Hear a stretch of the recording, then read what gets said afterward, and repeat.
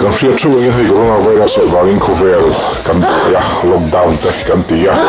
chutian chuan hei helai po hianin lockdown wangin chome awang khop pe kan sipai duty ten te hianin ru sa anei do na ni han siam vel beka sai te po khata chome hrim hrim me awang duty da huna da pe chuanin duang to ka ei tu hi eng ma hi om lem lo ni su fa chuan yang hang tak duty te hianin hei sa rusa bela han kual hui me ya nei pan bung gi dia ta re bo de son pi ru bung zang lo to kulan thi thi ku ru re pani ami po hai ta na khai ve ve a re bo to a vil vut to me so ru sai tu buka mei po anak khop me so al ru mai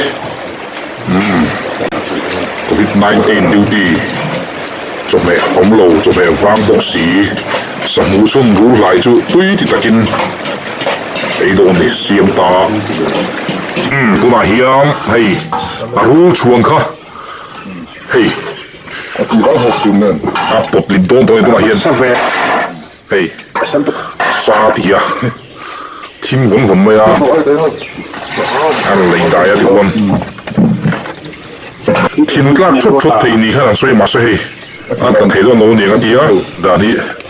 nó thiểm chỉ đồ bán kiểu, tầm mấy đồ này anh không giao đồ đi, mà hết số này mà mình lúc tụi thiên lạc cả hai sai, đi à,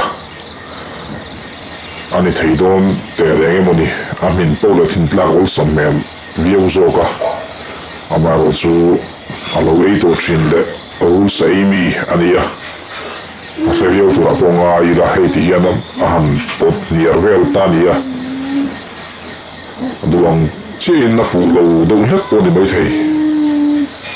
bột nhiều ta dễ là thì hiện là khéo xin, anh ấy rất mấy đi, thì hiện rule chung mình hi, han tin thác thốt mày aro, dùng lạc xua, thì hi alo mà đã ấy tur, nếu ông ta cái này suy đoán là hiện mà sẽ thầy ta lo cho tiền chuan han bột xin khéo ta về anh ấy bộ xin khéo bộ hi ao xăm viêu lâu thôi thầy thì hiện nay rule cho bên anh ấy don ta này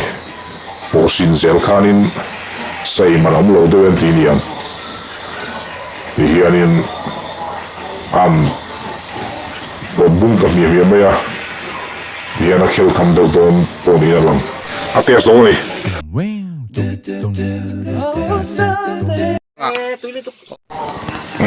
tôi lúc đi đi ăn pesa